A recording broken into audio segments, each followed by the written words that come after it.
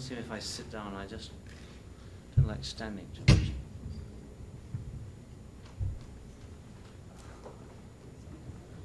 I'm representing the Public Information Department here at Ball State University. I'd like to welcome you to campus and thank you for attending today. Our guest for tonight's 75th anniversary lecture is Dr. Richard Leakey. Dr. Leakey will answer questions about his upcoming speech, Origins Reconsidered, and his career. Recognized as the world's most famous palaeoanthropologist, he pursued a career in paleoanthropology and fossil hunting for many years before turning to wildlife conservation in 1989. Our time is limited to 30 minutes, so please keep your questions brief. And now I present Dr. Richard Leakey. Thank you very much. Who wants to go first? Yes, sir. The topic of your presentation tonight, as far as the information I have, is Origins Rediscovered. Now, you and your parents have worked most of your lives to get to the zeitgeist, the course of thinking that we have now about the origins of man. What have you found different? Well, I think that the title is a working title, and what I propose really is to review where we now are and to emphasize how much more information there is. I'm still struck, particularly when traveling in your country, in the Middle West, but not only in the Middle West, how many people still think that our knowledge of human evolution is very, very scrappy, and that it's one of those things that you can take it or leave it. In reality, the knowledge for human evolution now is fairly impressive, and we can not only talk about major events, but we can begin to understand something about the life history and the biology and some of the much more complete dimensions of our ancestors a million and a half years ago. And I think by putting across some of that information, one might, in this forum, advance some people's acceptance and appreciation, and maybe raise some questions. And that's really what I'm trying to do, not reconsider the origins in the sense of abandoning it, but reconsider it in the sense of saying, well, we had a fairly good picture of what was happening. We've now got a very good picture of what's happening in certain areas, and we know a great deal about this. We don't know as much about that as we thought, and that sort of approach. You mentioned that we have a ways to go yet. Well, I think there are some really quite interesting questions that have been thrown up in the last 5-10 years. I think the most interesting question that we have not yet found answers for is when it was and why it was that an African ape, or group of African apes, it may have been more than one species, shifted from a four-legged form of movement to a two-legged form of movement, upright. And the upright posture and the freeing of the hands from the function of support is something that happened 5, maybe 7 million years ago. And so far there's absolutely nothing in the fossil record that really pinpoints when and why or where. And it is the beginning of the whole story leading to ourselves. It's probably the big question remaining. And I think we've made certain assumptions in the past that have got to be re-examined. And one of the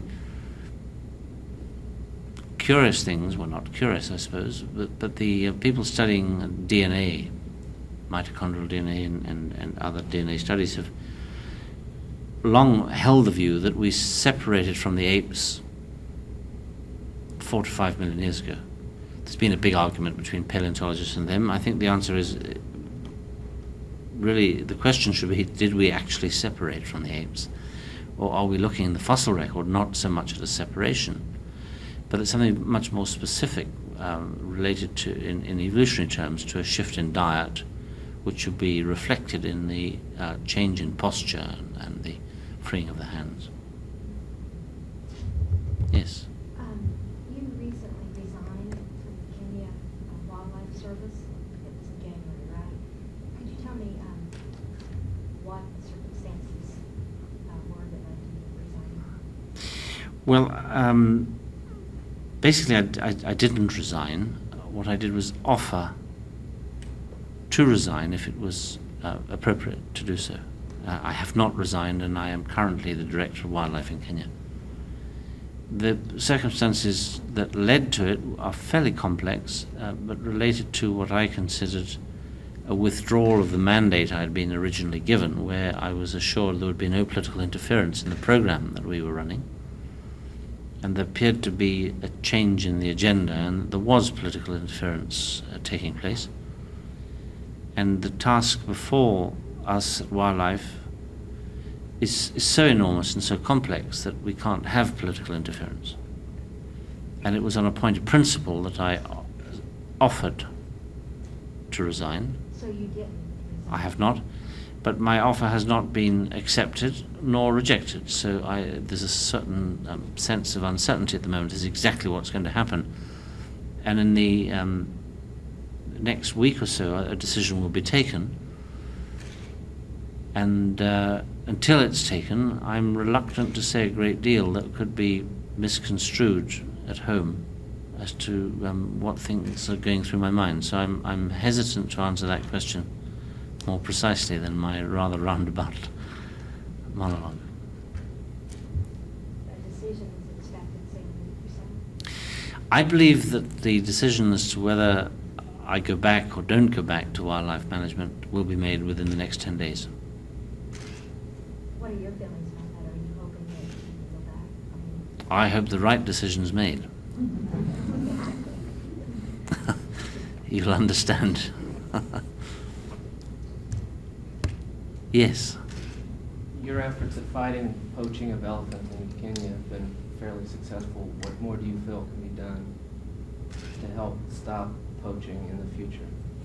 Well, I think it's a very complex subject, and it's not so much fighting poachers that was successful, it was fighting the issue of poaching from a number of different perspectives. You've got to remember that elephants in Africa, without exception, live in countries where there's a great deal of human poverty and where any means to make money will be exploited.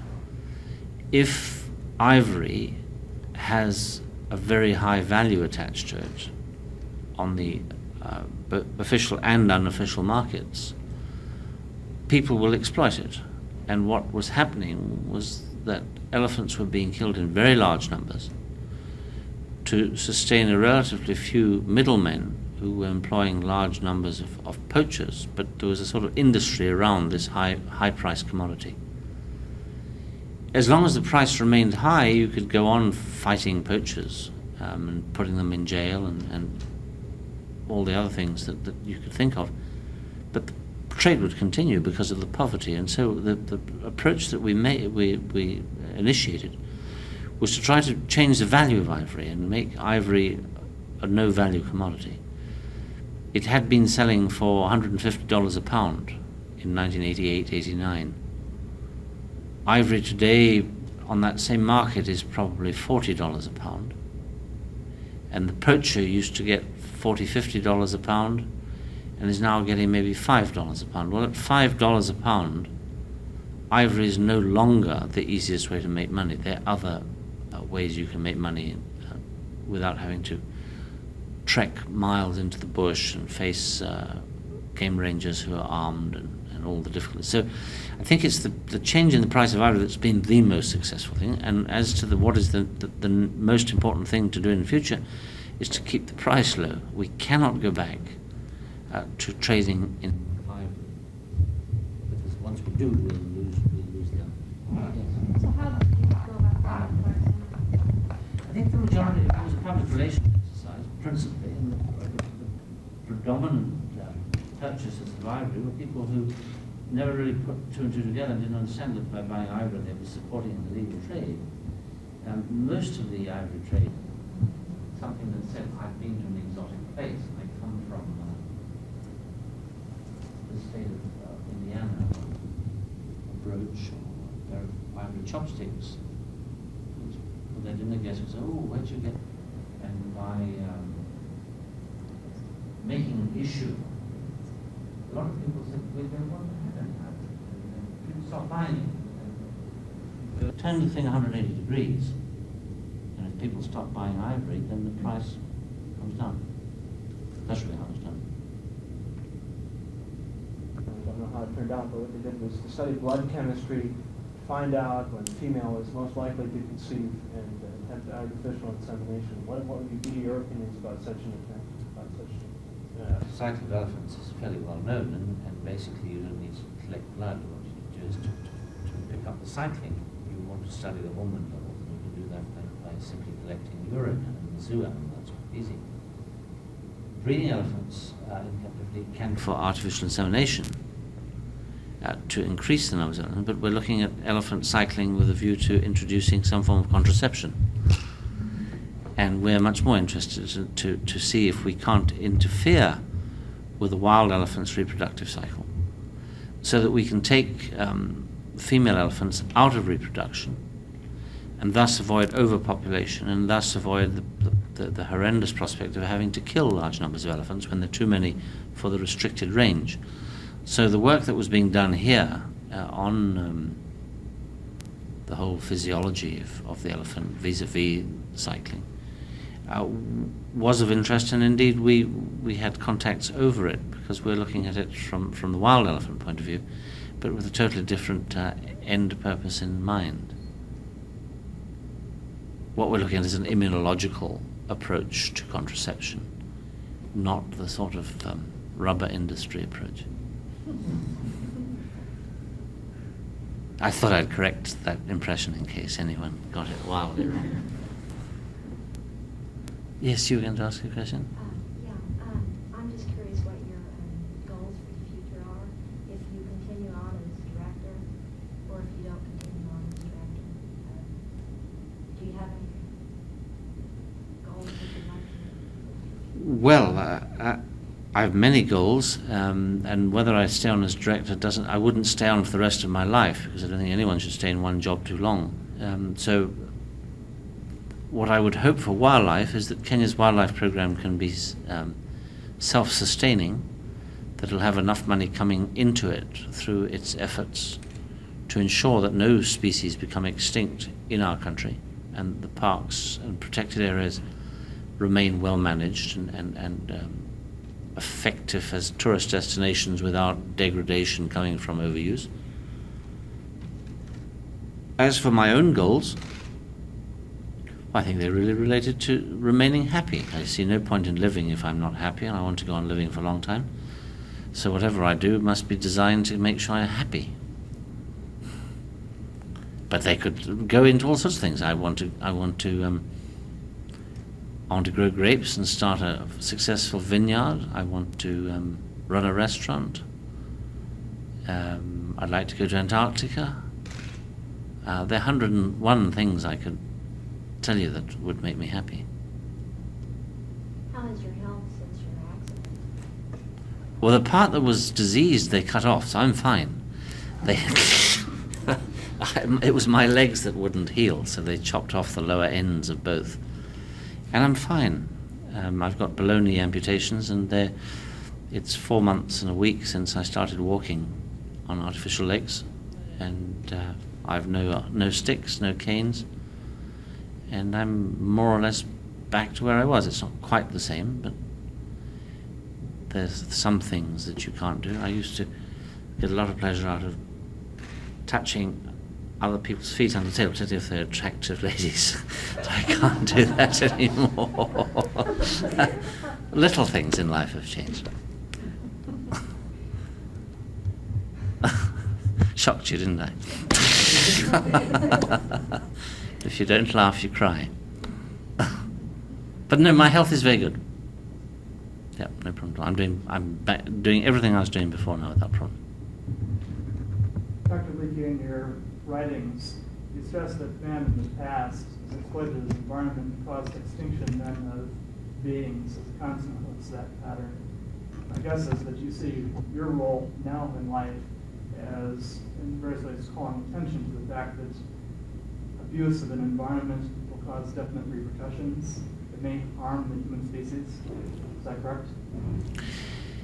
Yes, I think it is correct. I think one of the difficult things that I see is that the problems of environmental degradation in the northern hemisphere, acid rain, nuclear waste disposal, the build-up of chemicals in water systems, ocean systems, is a very different problem from the problem that we're seeing in Africa, where in the tropics you can lose permanently a whole host of species simply by negligence in planning.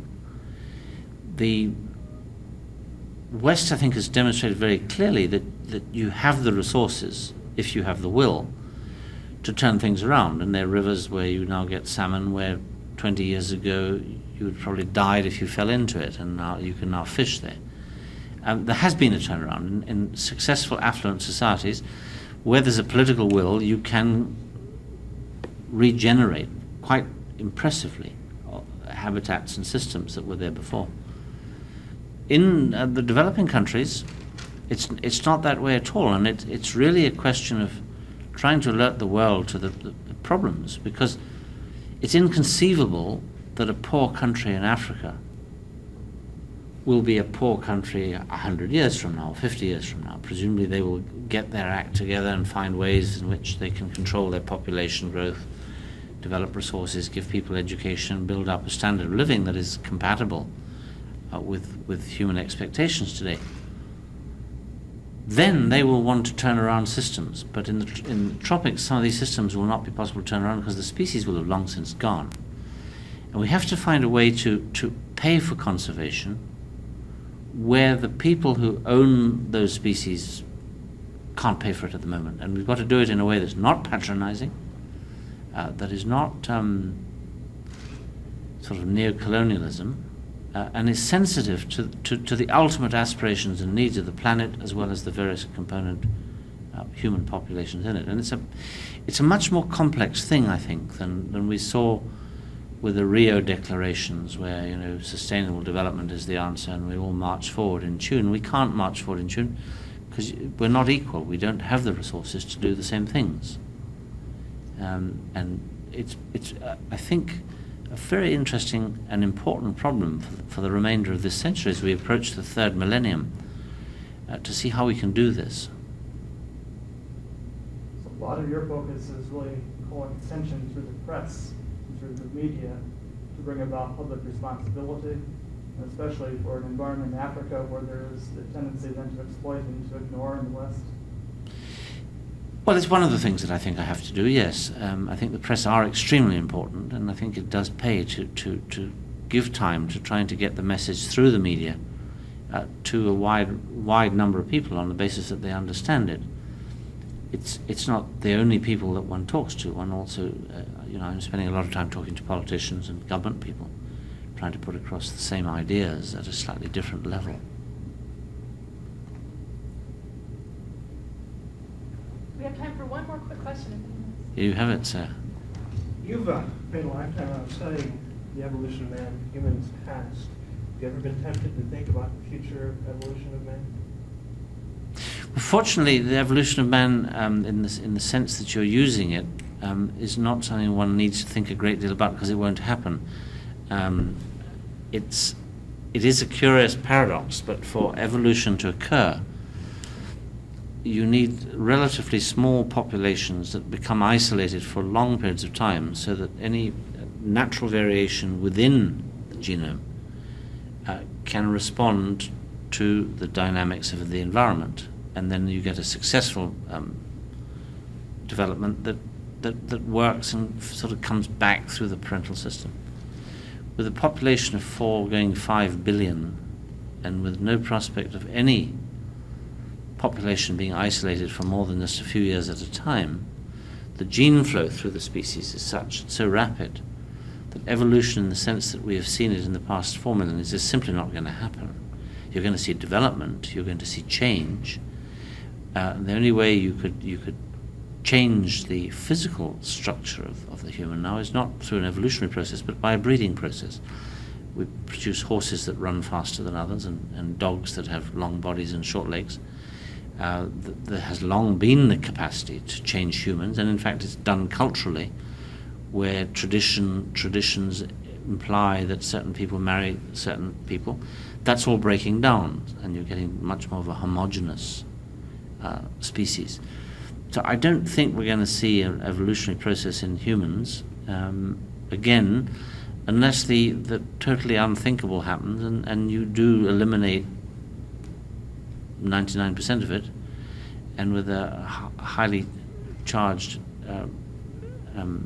environment following a sort of nuclear holocaust, you might get mutants that produce something new. But it's science fiction. I don't think it's going to happen. So the global village has brought man to where he is going to be. I think so, yes. I think it's a species that has reached its I mean, basically a species doesn't change unless it has to change under environmental pressure. And the environmental pressures that we're under are going to have to be pretty extreme to create circumstances where change could happen, i.e. most of us have got to go in a very small part left, because otherwise we change the environment. We put air conditioning and you know, we can live anywhere. Off the planet, on the planet, under the water, above the water, and that's what's happened. I mean, we've reached that end through the global village approach.